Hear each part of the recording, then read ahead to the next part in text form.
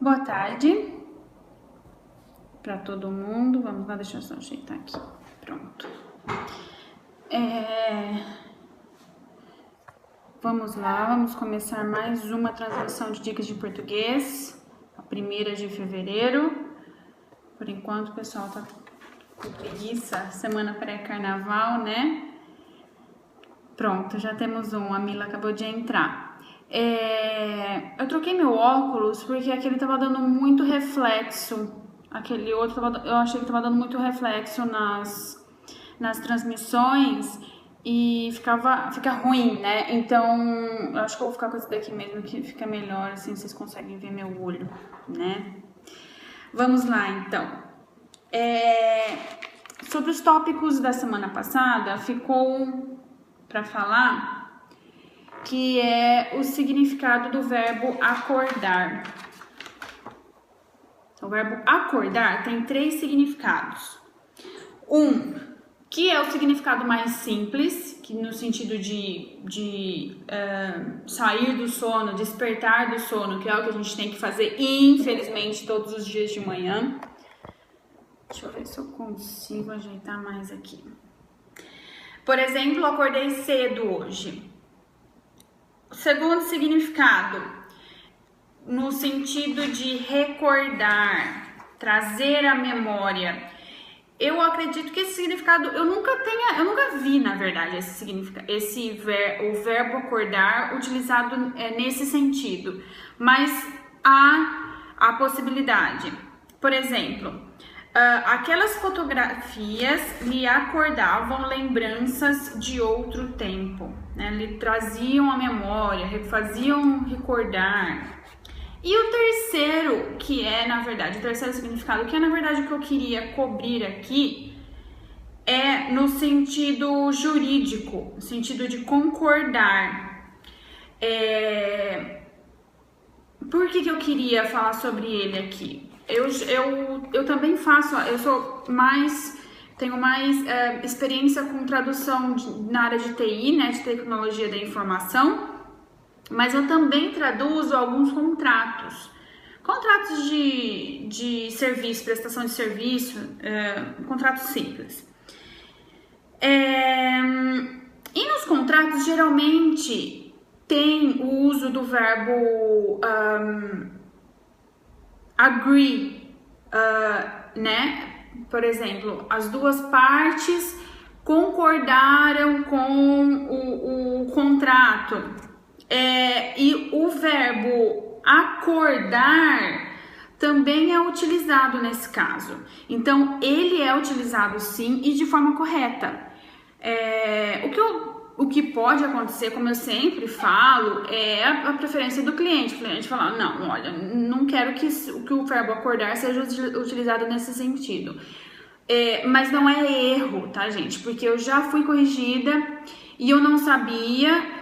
E às vezes também a gente, né, tudo bem, tá, não quer, então não vamos utilizar, vamos corrigir, acaba aceitando sem nem ver. Mas existe sim e está certo. A única restrição é que é preciso utilizar a preposição em. Então, um exemplo, acordavam nas cláusulas do contrato. Então, é acordar em algo, assim como, né, concordar com algo. Eles concordaram com as cláusulas do contrato. Eles acordaram nas cláusulas do contrato. Então, a preposição que rege o verbo acordar nesse sentido é em, ok? Espero que tenha sido claro. Vamos lá, então. Nossa, chuva de corações. Muito obrigada aos corações. Vamos lá, hoje eu separei um pouco de pontuação pra gente falar, tá? Pontuação também, vários corações de 2 cores. Então são 2 pessoas me dando muitos corações. É muito amor, gente. Pontuação também faz parte dos guias de estilo, tá? No comecinho, Alex Lacerda, obrigada, Alex. Espero que realmente acredito que estejam sendo úteis as dicas. Bom, como eu estava dizendo, então, no começo eu falei sobre guias de estilo de clientes e alguns dos tópicos mais comuns abordados nesses guias de estilo, né? E um deles realmente é a pontuação. Parabéns, merece coração. Washington, obrigada. A pontuação. Bom, pontuação básica a gente aprende na escola, né? Mas alguns casos de pontuação causam um pouco de dúvida. E um deles, no caso, é se usa-se ou não letra maiúscula depois de 2 pontos e ponto e vírgula. Não, tá, gente? Então, a gente tem dois tipos de pontuação, que é a pontuação intermediária, que fala que é que vai no meio da frase. Nesse caso, se ela tá no meio da frase, ela não tá interrompendo um período, né? Então, não se usa letra maiúscula depois dela. E se usa assim, depois de ponto de exclamação ou de ponto de interrogação. Agora, de 2 pontos e de ponto e vírgula, não.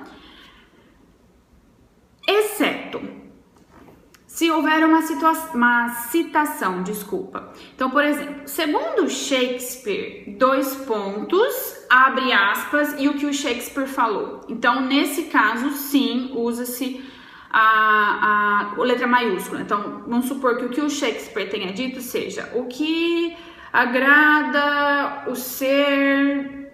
Então, esse o inicial é em maiúscula, porque ele inicia uma citação, desculpa. E no caso de substantivo próprio, óbvio, porque nesse caso não se usa a letra minúscula, é regra. Então, se usa a letra maiúscula, inclusive, depois de 2 pontos, no meio de frase e tudo mais. Agora, se a gente tiver enumeração, uma lista, né? Se a gente tiver uma lista de itens, há 2 casos em que podemos ter uma lista de itens. Uma é com itens individuais e simples. Por exemplo, os alimentos se dividem em 3 grupos, 2 pontos.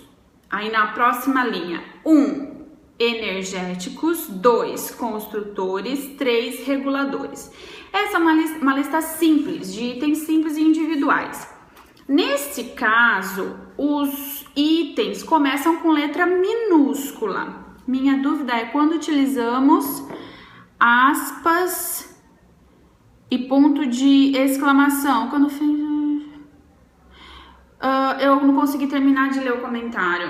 Mas eu acredito que o que você queria dizer é como que se usa pontuação dentro de aspas, né? Se for isso, a gente já começou a falar, a gente já mencionou um pouco sobre isso em uma das transmissões. Eu sugiro que você dê uma olhadinha. As transmissões estão todas disponíveis. Tá, já respondi? Tá, bom, mas em todo caso, as transmissões estão disponíveis no meu canal do YouTube, Caroline Alberoni. Então, dá uma olhada lá para ver, inclusive, o que já foi falado. Em uma das primeiras transmissões eu falei sobre o uso de pontuação dentro de aspas, tá? E aí, se você fica dentro das aspas, se ele fizer parte do que está sendo citado.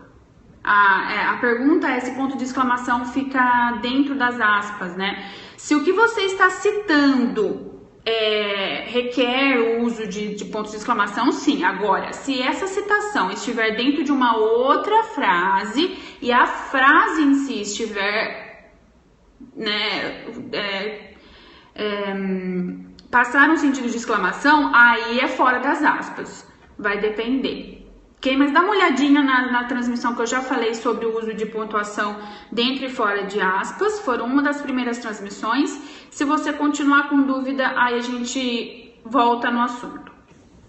Bom, vamos lá então. Então, se a gente tem uma lista com itens simples individuais, os itens, cada um dos itens deve vir em letra minúscula. E além disso, eles são separados por ponto e vírgula. Então, vamos lá. Os alimentos se dividem em 3 grupos, 2 pontos. Aí, na outra linha, certo? 1, energéticos, iniciando com letra minúscula, terminando por ponto e vírgula. Na outra linha, 2, construtores, com letra minúscula, terminando por ponto e vírgula. E na outra linha, 3, reguladores, com letra minúscula e terminando com ponto final, porque esse é o último item da lista. Ok? Então, uma lista individual, com uma lista simples com itens individuais, os itens devem vir em letra minúscula e serem separados por ponto e vírgula, exceto pelo último, que deve terminar com ponto final, que é o último da lista. Agora, se a gente tiver uma lista com períodos inteiros,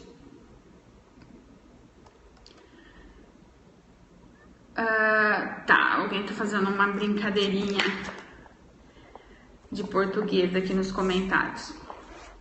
Bom, se a gente então tiver períodos completos, períodos inteiros nas enumerações da lista, aí é o contrário, tá? Aí os itens começam por letra maiúscula e terminam com ponto final, todos eles, ok? Então vamos pegar o mesmo caso. A gente tem os alimentos se dividem em 3 grupos, 2 pontos, seguinte linha, 1. Os energéticos que conferem blá, blá, blá e toda uma explicação. Ponto final, próxima linha. Os construtores que são responsáveis, blá, blá, blá, ponto final. Linha seguinte, item 3, os reguladores que atuam, blá, blá, blá, ponto final, ok? Então, temos uma lista, mas temos uma lista com períodos inteiros e completos. Então, nesse caso, todos os itens da lista começam com letra maiúscula e terminam com ponto final, ok? Espero que tenha ficado claro, então. Mas depois de 2 pontos, se não for enumeração, se não tiver uma enumeração, ou mesmo uma lista com marcadores, não necessariamente uma enumeração com números propriamente ditos, né? Mas se houver uma lista, se os itens forem individuais, então começam com letra minúscula e são separados por ponto e vírgula, exceto pelo último, que termina em ponto final. Agora, se forem períodos inteiros e completos, começam com letra maiúscula e terminam todos com ponto final. Agora, se não for uma lista, depois dos 2 pontos é letra minúscula. Inclusive, por exemplo, se você tem no meio do texto, observação, 2 pontos. Os alunos deverão blá, blá, blá. Começa com letra minúscula. Aviso, 2 pontos, letra minúscula. Cuidado, 2 pontos, começa com letra minúscula, ok? A não ser que esteja em outra linha, né? Que daí já muda um pouco, vai depender também da formatação, do tipo de formatação do texto e tudo mais. Mas todos esses casos, depois de 2 pontos, é letra minúscula. Não sejam influenciados pelo inglês, para quem é tradutor. Vamos lá, continuando falando sobre pontuação, ainda falando sobre pontuação, quando temos e sim, e não, mas sim, deve vir precedido de vírgula. Por exemplo, não era um caso de ódio, e sim de amor. Antes de e sim, vírgula, porque é o sentido de contradição que a gente já tinha falado, né? Que o e só é precedido por vírgula se ele tiver, não só, né, mas um dos casos em que ele é precedido por vírgula é se ele tiver a ideia de contradição, que é, nesse caso, o significado. É preciso agir e não só criticar, antes de e não, vírgula. Agora, o exemplo de mas sim. O líder do partido disse que não pretende ser ministro, mas sim candidato. Então, antes de mais sim, vírgula. Mas nesse caso, a gente tem 2 possibilidades. A gente pode simplesmente colocar vírgula antes de mas sim e pronto, mais nada. Ou a gente pode colocar, inclusive, o sim entre vírgulas. Então, ficaria assim. O líder do partido disse que não pretende ser ministro, vírgula, mas, vírgula, sim, vírgula, candidato. Ok? Porque é aquele sentido de pausa, né? O líder do partido disse que não pretende ser ministro, mas, sim, candidato. Ou simplesmente, mas, sim, candidato, só com a vírgula antes do mas como é regra da gramática normal, ok? Agora, outro caso que pode causar muita confusão e dúvida é o etc. O etc. é uma abreviação de uma expressão latina, né? Et, mesmo et, cetera, então a abreviação etc. E o que significa? Significa e outras demais coisas e assim por diante. Como vocês podem ver, o significado original da palavra já contém a palavra e. Então, não se usa e etc. numa lista, né? Então, por exemplo, eu comprei tomate, berinjela, etc. Tomate, vírgula, berinjela, vírgula, etc. Não e etc. Ok? Porque o etc. já tem, então, no seu sentido original, o e. Então, como que deve vir? Deve vir obrigatoriamente com ponto final. etc, ponto final. Na maioria das vezes, né, ele está no final no final da frase. Então, o ponto dele já de abreviação já é usado como ponto final. Não vai se usar duas vezes o ponto dele mais o ponto final. Agora, outra coisa, não se usa 3 pontos, porque a gente vê muito usando etc mais 3 pontos, né? As reticências, que são chamadas de reticências, porque é redundante. As reticências já indicam que continua a lista, né, numa listagem, e o etc também indica que há outros itens na lista. Então, usa-se um ou outro, não os dois juntos. Agora, quanto ao uso de vírgula antes de etc, não há uma concordância única entre os gramáticos. Há aqueles que consideram que o uso da vírgula é errado porque seguindo a regra do e, né, que não se tem vírgula antes do e numa lista de itens. Seguindo essa lógica, então, de acordo com alguns gramáticos, não se usa vírgula antes de etc. No entanto, alguns outros gramáticos, inclusive o VOLPE, né, que a gente sempre fala aqui, que é o vocabulário online da língua portuguesa, eles consideram a vírgula, nesse caso, como um elemento necessário, porque ele é um elemento enumerativo. Então, nesse caso, eles recomendam o uso da vírgula. Então, de acordo com o VOLPE, usa-se vírgula antes de etc. Então, comprei livros, vírgula revistas, vírgula etc. etc, ponto. Então, o que eu recomendo pessoalmente? Já que não há um certo ou errado aqui, né? Use sempre vírgula. E o que pode acontecer, como eu sempre repito, é o cliente ter a preferência dele. Eu tenho um cliente, como eu sei que quando é com SC, 2S, C cedilha, bom, eu imagino que você esteja perguntando quando você sabe se a palavra é escrita com S, C, 2S ou C cedilha, certo? Que eu saiba, não há uma regra. Não há uma regra que até onde eu saiba, que eu me lembre das minhas aulas de português.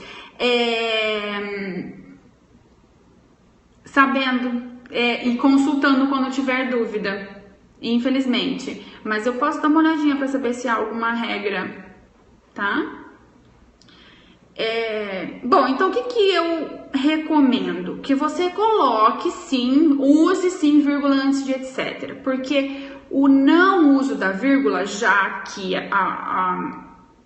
o vocabulário da língua portuguesa é uma referência sólida,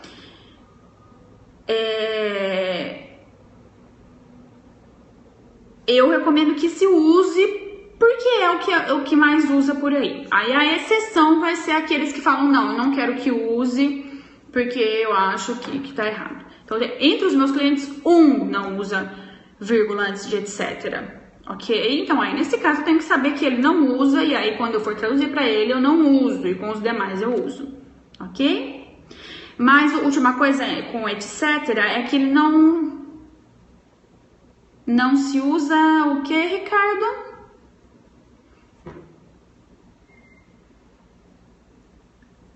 Vírgula antes de etc? É isso que você está querendo dizer? Deixa eu só ver o que o Ricardo está querendo dizer aqui.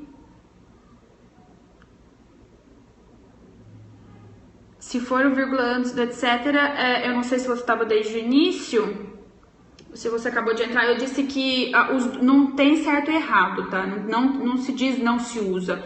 Nesse caso, porque há gramáticos que defendem o uso da vírgula antes de etc. e há gramáticos que rejeitam o uso da vírgula antes de etc. Então, não tem um certo ou errado nesse caso. É mais questão de estilo mesmo, já que temos gramáticos que defendem os dois usos, ok? O que eu digo que o mais comum é com vírgula antes de etc. O uso mais comum. Bom, então aí o último ponto que eu tenho para falar sobre o uso de etc. é que ele não é usado com pessoas, tá? Porque etc, como eu disse no início, ele significa entre outras coisas e assim por diante e de mais coisas. Então são coisas mesmo, uma lista de objetos, coisas, não pessoas. Pessoas se usa at all, al, at all, né? Que também é uma expressão latina que denota entre outras pessoas. Isso é mais usado em referências bibliográficas. Então, se você tem mais de um autor, se você conseguir observar isso a partir de agora, se você tem mais de um autor de um livro, aí eles colocam um autor só e depois coloca at all, que significa que outros autores também foram, ou revisores ou editores, foram responsáveis por aquele livro, ok? Então, não se usa com pessoas. Espero que tenha tirado a dúvida de vocês. E acho que foi o Ricardo, né? Espero que também tenha tirado a dúvida do Ricardo, que ele tinha feito um comentário que se usa ou que não se usa a vírgula. Bom, agora eu vou tirar algumas dúvidas rapidinhas, assim. Alguns pontos rapidinhos, né? De dúvidas de português. Uma delas é o uso de menor para indicar um menor de idade. Não se usa de menor na linguagem culta. O de menor é um uso da linguagem popular. Então, ele é aceito, sim, na linguagem falada, num discurso, se você está representando um discurso informal. Então, nesse caso, usa-se, é aceitável, mas não na linguagem culta. Okay? Então, se você estiver traduzindo um documento, não use de menor, porque é errado, de acordo com a linguagem culta. É só menor. O ladrão é menor de idade, ou é menor, ponto, simplesmente, ok? Uso de um em cada. Qual é a regência do verbo? O verbo vai no plural ou o verbo vai no singular? Um em cada, vamos ver esse exemplo. Um em cada 3 alunos não gosta de português. Por que é no singular? Porque se a gente pensar um em cada 3, seria uma fração, né? Comparável a uma fração, 1/3. Assim como nas frações, o que manda é o numeral, certo? 1/3. Então, nesse caso seria singular. Se fosse 2/3, seria plural, que seria o 2 que mandaria. Então, aqui é o mesmo caso. 1 em cada 3 é o 1 que manda. Então, aí vai no singular. 1 em cada 3 alunos não gosta de português. A gente está se referindo a um aluno. Se fosse 2 em cada 3 alunos, aí já seria plural, porque a gente está falando de 2, então seria 2 em cada 3 alunos não gostam de português. Ok? Agora, todo ou todo o, quando se usa cada um deles? Todo sem artigo significa qualquer, cada. Por exemplo, todo homem é uma ilha. Cada homem é uma ilha. Ou toda criança sabe que Papai Noel não existe. ou qualquer criança sabe que Papai Noel não existe. Então, sem artigo significa cada ou qualquer. Agora, seguido por artigo, todo o, significa inteiro. Por exemplo, todo o colégio foi ao baile. O colégio inteiro foi ao baile. Toda a turma passou de ano. A turma inteira passou de ano. Ok? Então, essa que é a diferença.